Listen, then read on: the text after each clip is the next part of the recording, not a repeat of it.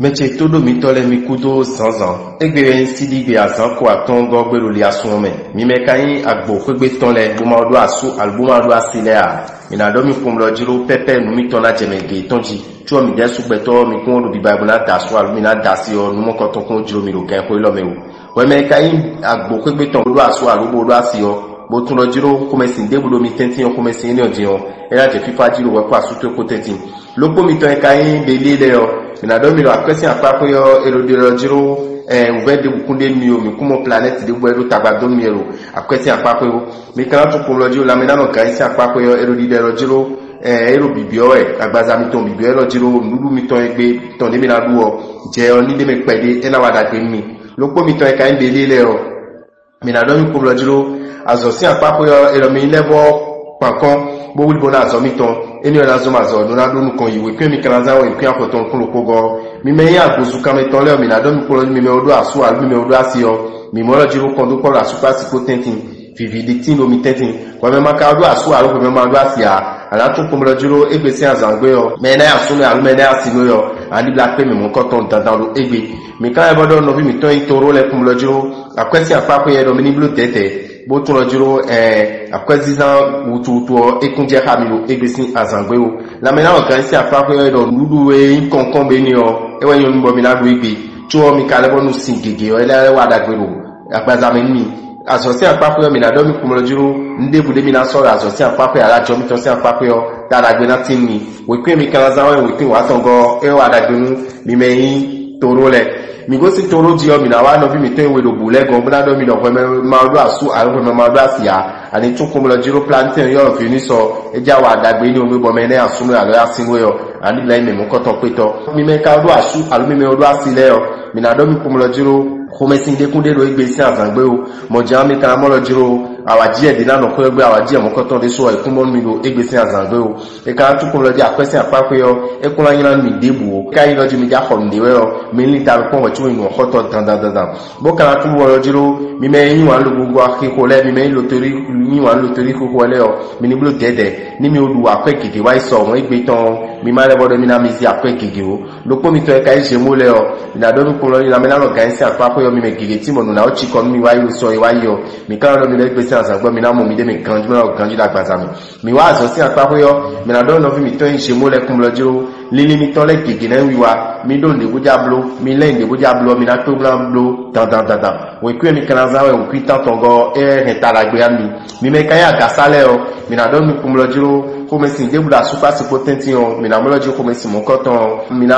mo aliena ena gbogbo na dido o bo fifa na ko do mi to me mi na mo ali mo koton dandan lo ibisi azangbe we me ma ka do asu awo me ma do asia mi na do mi kun lo jiro me na asu lo al me na asinu yo me mo koton e kun so le ni do planet mercury o e ja wa dagbe ni onu mi kra do mi kun lo jiro akwesi apapo yo ko ni blue dede bo tun lo jiro mi ja zan kwe debu o e mi na to kan ko bi owe do no lo ka na ko no lo ho na blue le ya me ko do mo koton le zan we ni kan bi o dan za mo kon dagbe de me o lo po mi ton le e ka ila me na gan si apapo yo mi wo ji mi na lu kan jiro agbaza mi wa zo si apapo mi na do mi lo planet yo mercury o planet mo koton ena wa dagbe mi lo planet de no so boy no do ko ganji mo kan le wo flinu we ku mi na za we ku kun ko go mi me kai kini le yo mi na do mi kum lo jiro mi na tun lo jiro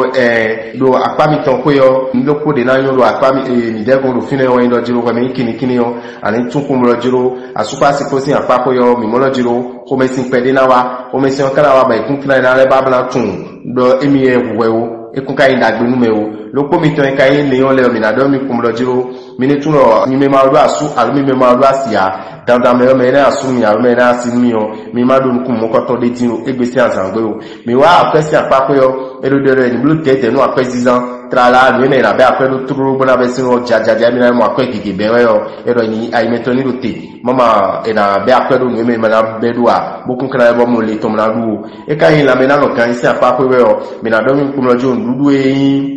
ga me sin ndudu e ni ole tomate gbameto eno le gan vi mesin dudu le o e do mi ni depo cho dudu e me amical o support o me lion wa ni depo mama fu azon e na do tabanu we be carolino iwe mi na do ndo azome o ani tun ko lo jiro o ve de continue da azome nu ko ina tinu bodu de jina tinu ro azoto ikon we kun akanaza we kun afotongo mi me kai mi da lo jile o mi na do mi kum lo jiro mi ni tun lo jiro we me mo koton ani tun o we me ma do aso aro we me do asio mi mo ajije ro aso pasi ko tentin fifa tinu mi kono ko de town tu o we me ma ka do aso aro we me ma do asia mi le mo lo jiro ve de kunde no egbesi asangboro wan isi apape o amo mi na tun akwesi apape mi na blue dede akwesi za ma ni tame ko akwesi za e ma do aiton e no blue dede na ru egbesi asangbe mo ka kan fo bi o me ko ro nu mo koton le kan me ko no sa pẹ̀lú teme le me o ajablo nu mo koton le o ni kan fo bi o me mo koton le e ka ila me na kan isi apape o mi na do ro planète o venus sur planète ni o e ro me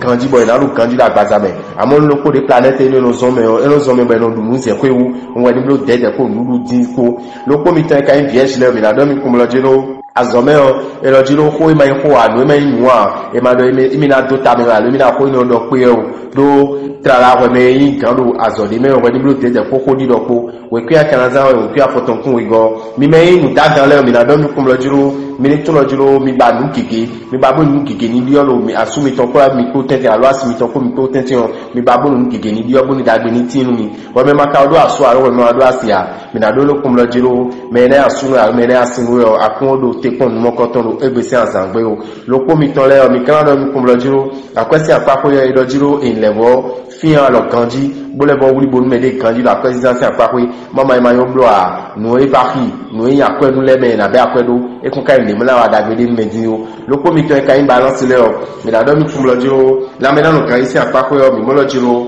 mi na te formula je régime blo jimla je lu de koji mama ti kuro na wa la me ni e kai azosin apapo yo mi na do mi kum lo jiro mi do nde bu bo ja blo mi ja kun de gonara mi ja le tun de gonara do azomi to si apapo yo ero nu mo koton li dagbe bo mi do bo mi mi na blo bo dagbe na tin mi we kwe mi na za we kun nu konto e we mi na za bo dagbe na tin we mi balance mi me kai hon ke klele mi na do mi kum lo jiro asupa si ko si apapo yo mo lo jiro noe juro mi dio mini gbe asuwe a mini gbe asiwe a mini dido a mini blole a noe ro ta mi lu kan ko lo me dio ne e ka ri lo juro e kun yin mu dagbe o lo po mi to e ka ro scorpion yin ele o mi la godo mi lo juro mini tun lo we me ru kan ju ko asuto ko alo we me ru kan ju ko asito ko ani tun lo juro ouvert keke na wa ro pesa mi to me lo mi me ka scorpion bu ma ro asu a bu ma ro asile a mi na do mi kum lo juro me na asu mi alo me na asimi o e na me de bo mi ko yin wan me o je kun ye gbe nu mo koton je kan se ton mi lo egbesi azangbe e ka yin akwesi apapo yo ere de lo jiro akwe visa tra la bona be ko gbigba awon ko ikungbande mo la ko nu e ko yin glede yo ero nu mo koton e ni tun lo jiro mo koton kigina wa do egbesi azangbe lo ko mi ten kai scorpion le yo mi na do mi ko mi me lo nu chiko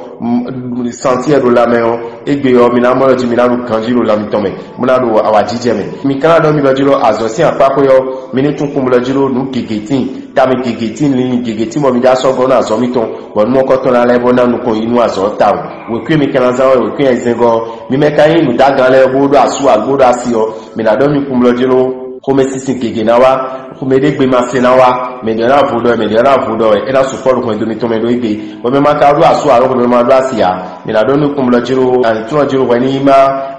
le me ya ma si se fun wa me ma si do honu ya wa na do mo ko ton fun e ma me mo ko ton ni pon ya do we de ade ro kan ko lo me lo ko mi tan ka isa itele o mi na do mi lo akwesi apapo yo elodi de kun lo jiro dagbe na tin mi ali na hun mi na akwesi apapo bo ni mi ton kike na wi wa lo akwesi apapo lo po nudu si apapo yo elo mi ni de nudu se pe wo mi ni de po bo ka to ojo ko mesin o e la support ni pedero egbesi asangbe e ka ya so si apapo yo mi me do blonu kwiti mi me no kanu bi o mi me no banu to le elo egbesi asangbe o e ya san dagbe ni tambo mi na do de ji we pe mi kan za we pe afoton fun we go mi me ka ya we zo panu le o mi na do mi pom lo ji mi me odo asu alu mi me odo asi o mi mo ko to po la su pasi ko tetin aka tun lo ji ni ama odo asu alu ama odo asi ado na blo dede mo na tun lo ji o ni emi ejuro mi ti mo mi na da so abi na da si o emi do na ni ta mo pon kanji we tun la chite do mo ko ton ji planète ka yo Saturne planète mo ko ton ina to ta wa pele mi me capital lero akwesi apakwe anyway na zombo bina to lo jiro akwesi zan kidigidi yo mina ni tamko we tuna yin sizanto egmi kawa la mena o gaisi apakwe yo bina do mi lo jiro mini te kombo to lo jiro musique dagbe randa gbe sise egbe ton do igbe yo ena wa dagbe lo la menni mi kana no to lo jiro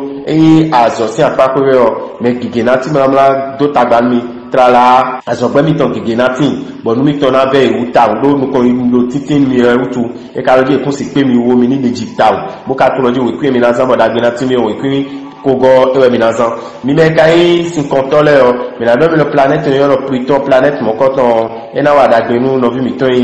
verso le mo ka do verso kum lo jiro ntu lo jiro asupa sipo tentin yo ko me sin pede na wa do asupa sipo tentin amo e kun kan ni mo la lindi o wo me maka do asu aro wo me ma do asia me na do no kum lo jiro me na asu na alme na asinu yo ani bla pe me we me aton do ike se azagbo ba so na tu me ni azede me wa lo ko mi ton e kan verso le apese apako yo me na do mi kum lo jiro wo me do no kundo prim de wo me do no kundo apede yo no mo ko ton energy alo to me do egbesin asangbe la me na organize apako no na chiko mi pede e tele na di lo jiro adamu gandi anu afon tro la no ni chiko mo do be do la me do egbesin asangbe mi ka e do mi kum lo jiro azome do ni blo dede bo tun lo jiro ko me sisin e o isingidi duo e kun pa mi feeling ni o we kwi mi kana zawo we kwi wa tongo mi me ka we video mi na do mi kum lo jiro yon hudo jiro mi ni wulbo no asimi to ala asumi to lo kwegbe wu mi na lo me de volin ko do to ko me mi kana to kum lo jiro ko me ma do aso a ko ma do asia boyin poisson da de tin lo egbe sin asangbe apese apako yo mi na do mi lo jiro du deji tin mi da apese apako mi na mo ve de bu da apese apako ya la me na o jase apako mi na go kan jiro agbazame lo ko mi ton le mi kana do mi lo jiro we me do ajode we me kuno wa de bu ka le ba na so de vole gona e lo lini mo ko ton ena ni da gbe mi bo mo ko ton ablo an do du deji we kwi akana za we we kun wo lo ko go dame wura vital et dogbe ni bolo ma go no to fifa ni kondo lo ko mi ton le ji. Pour ne pas rater les prochains numéros, abonnez-vous à notre chaîne. N'oubliez pas d'activer la cloche de notification. À bientôt!